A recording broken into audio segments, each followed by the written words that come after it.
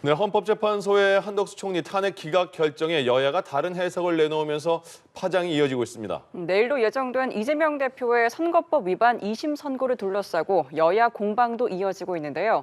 정치권 소식 이창근 국민의힘 하남을 당협위원장, 김종욱 전 청와대 행정관과 살펴보겠습니다. 네, 두 분 어서 오십시오. 안녕하세요. 안녕하십니까? 안녕하세요. 한덕수 총리 탄핵 기각에 대해서 국민의힘에서는 윤 대통령도 기각 각하될 것이다.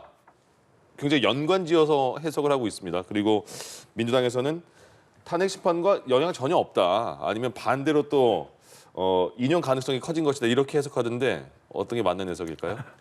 뭐 각자의 해석이 다를 수는 있습니다. 예. 다를 수는 있는데 저희가 예상한 것처럼 사실 한덕수 총리의 탄핵 기각 결정 사유문을 통해서 추측을 할 수 있다 이렇게 다들 예상했지 않습니까? 네.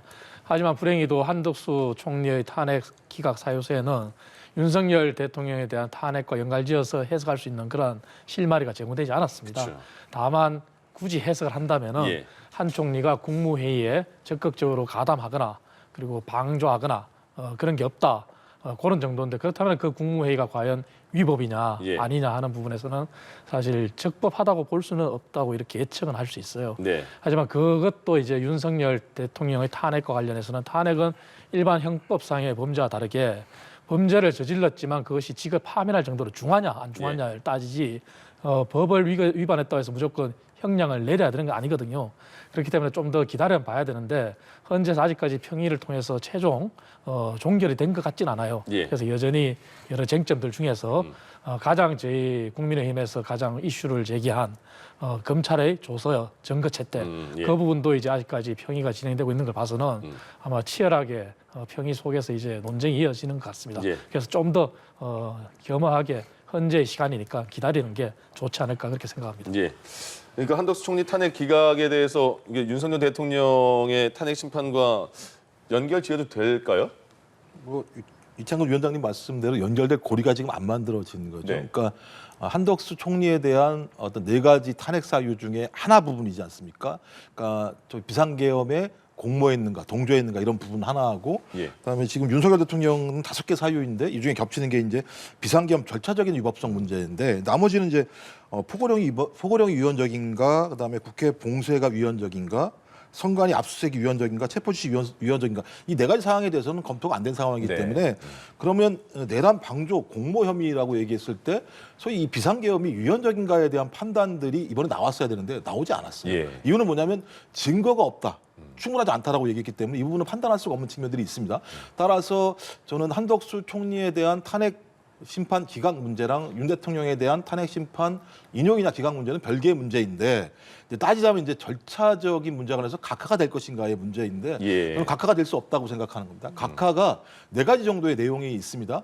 그러니까 예를 들면 헌재 심판 과정에서 내란죄를 뺀 것이 문제가 된다고 얘기했었는데 한덕수 총리 탄핵 과정에서 내란죄와 관련돼서 뺀 문제에 대해서는 아무런 예. 문제가 없다고 얘기를 한 측면들이 있었고요. 말씀하신 증거 자료를 갖다 채택하는 문제와 관련해서도 제가 알기로 이미선 재판관과 정영식 재판관을 비롯해서 헌재에서 평의를 통해서 합의된 내용들은 아무런 문제가 없다라고 변론 과정에서 얘기를 했었기 때문에 이 문제를 다시 자기들 스스로 변론 과정에서 문제가 없다고 얘기했는데 나중에 선고할 때 문제가 있다고 얘기한다라고 하는 거에 대해서 많은 국민들이 납득할 수 있을 것인가의 문제랑 나머지 문제는 소위 이 자기에 대한 방어권을 얼마만큼 보장했는가의 문제인데 최종적으로 최후 변론 과정에서 대통령 보고 마음껏 무제한으로 얘기하라고 했기 때문에 예.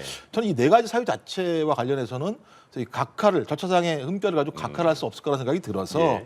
저는 어떤 형태로든지 결론이 날 수밖에 없는 상황인데 아직까지는 8인의 합의된 결론 자체가 도출이 안 됐기 때문에 이번 주 금요일 또는 다음 주까지 상황을 봐야 될 것 같고요.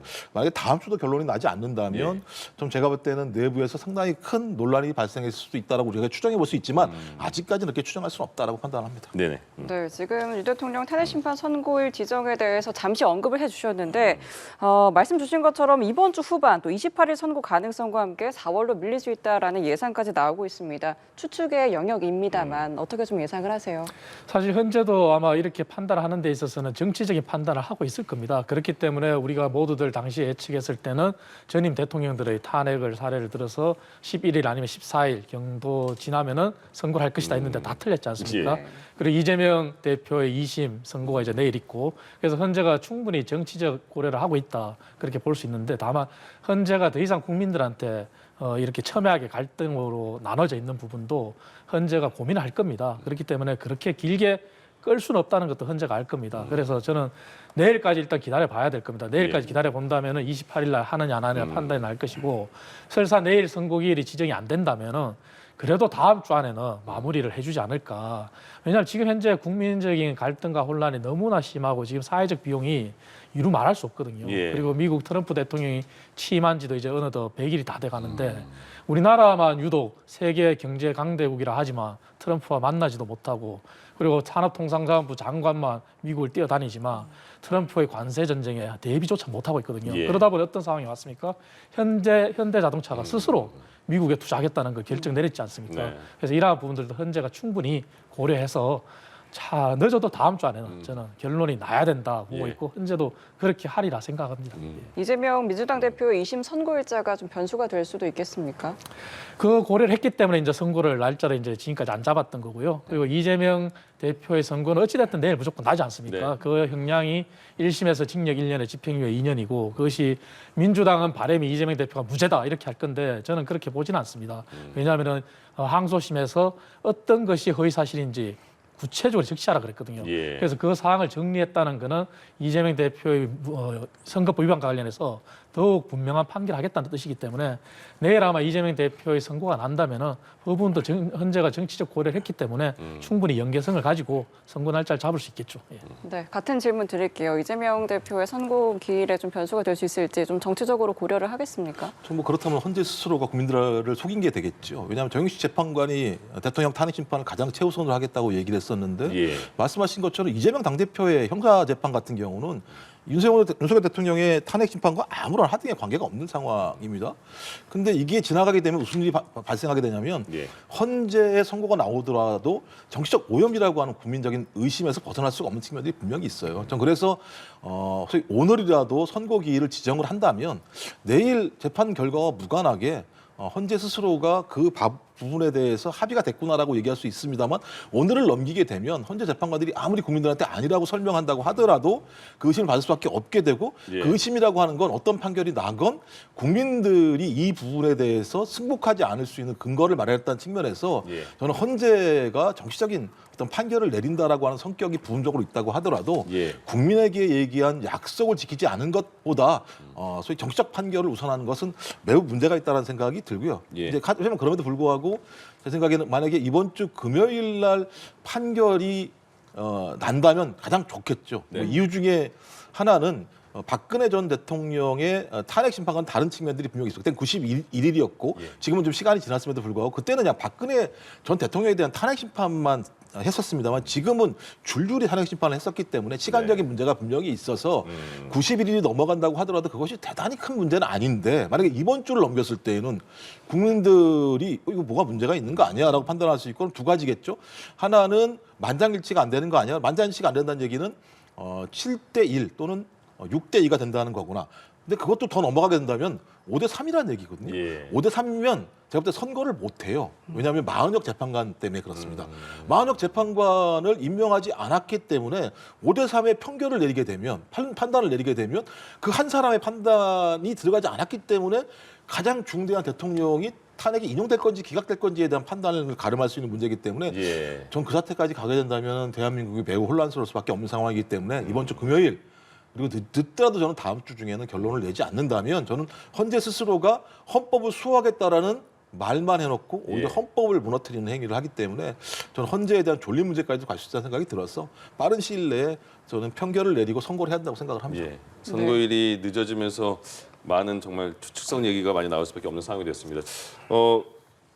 한덕수 총리 대 권한대행이 복귀하자마자 민주당이 재탄핵 가능성을 꺼내들었습니다. 왜냐하면 마 후보자 임명해라 이런 거거든요. 여기에 대해서는 어떻게 보세요? 사실 바람직하지 않죠. 민주당이 다시 재탄핵을 한다는 것은 국정을 더 마비시키겠다는 거거든요. 그리고 물론 헌재에서 마흔역 재판관을 임명하지 않은 것은 잘못이라고 했지만 네. 그것이 직을 파면할 정도로 엄중한 건 아니라고 또 했습니다. 그렇기 때문에 민주당이 이렇게 하는 것은 헌재를 압박하는 것이고 예. 그리고 국가를 더 혼란에 빠뜨리는 거기에 지나지 않습니다. 그래서 민주당이 더 이상 탄핵을 다시 운운하는 것은 예. 바람직하지 않고 민주당이 지금 산불도 지금 이렇게 국가 재난 사태가 선포될 정도로 심각한 상황이고 예. 말씀드린 것처럼 경제도 어렵다 이렇게 얘기하지 않습니까? 그런데 탄핵 정부로 또 다시 몰고 간다. 그것은 민생을 내팽개치는 겁니다. 예. 그래서 민주당의 이러한 주장은 비록 지도부에서 다행스럽게 일개 개인 의원의 주장이다 이렇게 마무리했지만 예. 개별 의원이라 하더라도 이런 주장은 바람직하지 않으니까 민주당 지도부가 나서서 더 이상 이러한 상황은 만들지 않겠다 이렇게 선언하는 게 옳습니다. 예. 한덕수 권한대행은 그러면 마후부자 임명 안 하는 겁니까? 아마 고민을 하겠죠. 예. 고민하는데 과거 이제 지난 박근혜 대통령 사례 때처럼 그때 당시에도 황교안 당시 권한대행이 탄핵 정국이 끝난 다음에 이제 임명을 했지 않습니까? 예. 그리고 헌법재판소법의 맹점 때문에 임명의 기한이 정해지지 않은 것도 사실이에요. 예. 그리고 마흔여 재판관을 지금 임명한다고 한들 실효성이나 실익이 있을까 하는 그런 판단도 해야 됩니다. 오히려 더 큰 또 혼란을 줄 수도 있거든요. 예. 왜냐하면 마흔여 재판관은 임명이 된다 하더라도 그간에 윤석열 대통령의 네. 그런 변론에 참여하지 않았기 때문에 예. 결정할 권리가 없습니다. 네. 그리고 헌재가 만약에 그 결정에 참여시키기 위해서 아마 속개로 이렇게 진행하겠다 하더라도 또 다른 혼란을 주거든요. 예. 그래서 마흔역 재판관에 대한 임명과 관련해서는 지금 순간에서는 그렇게 큰 실익이 없다, 네. 실효성이 없다 그런 문제 때문에 굳이 이것을 고집할 필요는 없다 그렇게 생각합니다. 그래서 안 할 것이다. 예. 그 마흔역 재판관 임명 안 하면 다시 지금 총리 권한대행 아니 그 한 권한대행 다시 탄핵에 가는 겁니까? 당연히 해야 되는 거 아니겠습니까? 예. 왜냐하면 탄핵을 하는 게 문제라고 얘기하는데요. 탄핵의 원인을 제공하지 말아야 됩니다. 핵심적인 탄핵은 어떤 원인이 있으니까 탄핵을 하는 거겠죠. 그럼 예. 탄핵의 사유인가 아닌가 국회는 그걸 판단할 수도 있습니다. 예. 그리고 탄핵을 하는 것이 문제가 없다라고 헌재가 스스로 이 판결 선고문에 제시를 했습니다. 왜냐하면 탄핵을 하지 않게 되면 이런 어떤 위법 사항들이 반복적으로 벌어지니까 그걸 경고를 해라. 경고하는 것까지 국회 권능이기 때문에 그것을 문제제기할 수 없다. 그리고 거기에 정치적인 의도가 있다고 하더라도 문제가 없다라고 얘기하는 상황입니다. 예. 근데 지금 얘기하는 게 뭐냐면 소위 계속 위헌 상태를 지속시키고 있습니다. 최상목 권한대행도 마찬가지였고 한덕수 권한대행도 지금 마찬가지 상황입니다만 계속 위헌 상황을 지속하고 있습니다. 예. 그러면서 국민들한테 뭐라고 얘기하냐? 오늘 저는 참 후한무치하다고 한덕수 권한대행이 예. 헌재 결정, 민주적 절차 거친 법적 판단 존중돼야 이렇게 얘기했어요. 최상목 전 권한대행 헌재 결정 존중해달라. 아니 어떻게 이렇게 얘기할 수 있습니까? 아니, 본인들은 계속 몇 달 동안 소위 헌법들을 위헌하고 그러니까 위헌적인 행위들을 지속하고 있으면서 국민들한테는 그걸 지켜달라고 얘기를 하고 있고 예. 그걸 왜 지키지 않느냐라고 주장하고 있는 야당에서 그거 지키지 않으면 탄핵하겠다고 얘기했더니 왜 줄탄핵이라고 얘기하는 방식이라고 한다면 저는 적어도 한덕수 권한대행 그러니까 대통령의 직을 가지고 있는 사람들은 법 위에 있다고 판단하나? 그럼 그건 헌법도 그것도 또 위헌 상황이죠. 왜냐하면 대한민국의 모든 국민은 법에 평등하다고 얘기하는데 예. 유독 윤석열 대통령, 한덕수 권한대행, 최상목 권한대행 이 3인만 위헌행위를 지금 몇 개월 동안 하고 있는 상황입니다. 이걸 방치하라? 제가 또 야당으로 존립하지 말라는 얘기밖에 안 되는 상황이기 때문에 예. 빨리 선택하십시오. 그리고 왜 선택을 해야 되느냐? 4월 18일 날 소위 지금 문영배, 이미선 두 헌법재판관의 임기가 만료되게 되면 지금 마흔역 재판까지 임명하지 않게 되면 헌재가 존립이 안 되는 상황이에요. 예. 그러면 행정부의 수반이라고 하는 권한대행이 헌재의 존립 기반을 갖다 허무는 일을 하는 행위가 벌어지게 됩니다. 예. 이걸 방치하라고 얘기하는 건 저는 야당 보고 헌법을 파괴하라고 얘기하는 것과 똑같기 때문에 빨리 위헌을 중단시키시라라고 저는 한덕수 권한대행에게 말씀드리고 싶습니다. 그렇게 말씀드립니다만은 한 권한대행이 그러면 임명할 것 같으세요? 아니면 그래도 안 할 것 같으세요? 그러니까 저는 이런 질문을 해야 되는 상황이 참 제가 볼 때는 참 애처롭고 답답합니다. 위헌행위를 하고 있는 거에 대해서 위헌행위 하지 말라고 얘기하는데 아니다 우리는 안 할 거야라고 얘기할 수 있다라고 얘기하는 건 애들 장난도 아니잖아요. 우리가 예를 들면 그 대통령은 헌법 앞에 맹세한 사람 아닙니까? 국회의원도 예. 마찬가지 아닙니까? 그렇게 국민으로부터 권한을 위임받은 자가 헌법을 지키지 않으면서 안 할 거야, 안 한 적이 있으니까라고 말씀하시는 건 나는 위법자야, 나는 위헌자야라고 말씀하시는 거잖아요. 알겠습니다. 이걸 국민들이 어떻게 용납할 수 있겠습니까? 상식적으로. 네, 저 오늘 이재명 대표가 대장동 재판에 출석을 했지만 공직선거법 2심 선고를 앞두고 쏟아진 질문에 아무런 답을 하지 않았습니다. 지금 윤 대통령 탄핵이 미뤄지면서 이 대표 선고가 먼저 이루어지는 상황인데 이런 침묵에 대해서는 좀 어떻게 해석을 하세요? 아마 본인이 초자할 겁니다. 초자하고 이제 이재명 대표가 그간에 법을 회피하는 그런 법 기술을 굉장히 많이 보여줬지 않습니까?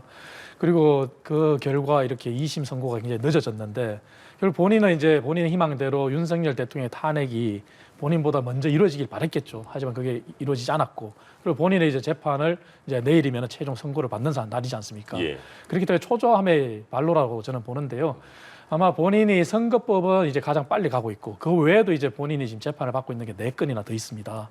하지만 그 4건도 얼마나 현란한 법 기술을 보여줬습니까? 송달 서류를 안 받는 등등.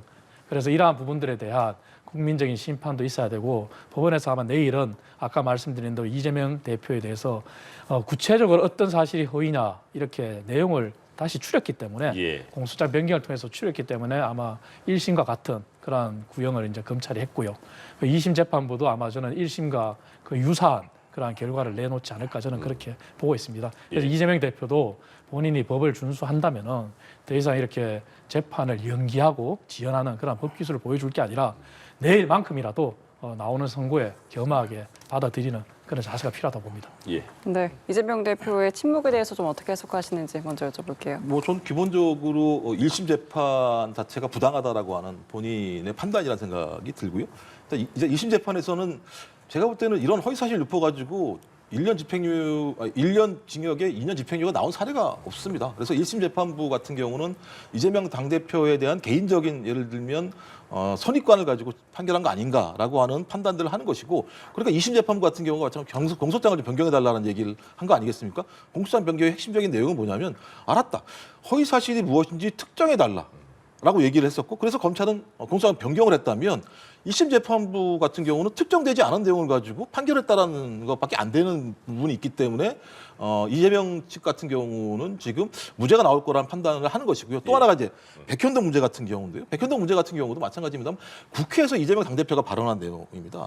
국회에서 발언한 내용은 저희 국회에 대한 증언감정법 이외에는 불이익을 당하지 않게 돼 있어요. 근데 갑자기 이 발언을 가지고 갑자기 유죄라고 추정하는 내용들이 나왔기 때문에 이 두 내용 모두 자체가 2심 재판부의 내용을 도대체 용납할 수가 없다. 따라서 2심 재판에서는 다른 결과가 나올 거라는 생각이 드는 것이고 말씀하신 것처럼 재판부가 2심이 나왔으면 그 결과를 겸허하게 존중하고 거기에 대해서 문제가 있으면 항고해서 대법원 판결을 받을 때까지는 대한민국은 무죄 추정의 원칙이 있기 때문에 예. 저는 뭐 내일 판결이 나온다고 하더라도 그 판결이 어떤 뭐 무죄라면 제가 볼 때는 검찰이 무리한 기소를 하고 재판을 한 것이고 예. 1심 재판도 문제가 있는 것이고 만약에 소위 이 피선거권을 박탈당할 형이 나오게 된다면 그 내용과 관련해서 다시 항고를 통해서 대법원에 물으면 되는 상황인데 이 내용을 계속 국민의힘 같은 경우 윤 대통령의 탄핵 심판과 연결시키지 않았으면 좋겠다. 이건 별건의 문제다. 이렇게 저는 생각을 합니다. 알겠습니다. 네, 알겠습니다. 여기까지 정치권 소식 이창근 국민의힘 한학을 당협위원장 김종욱 전 청와대 행정관과 짚어봤습니다. 오늘 말씀 고맙습니다. 고맙습니다.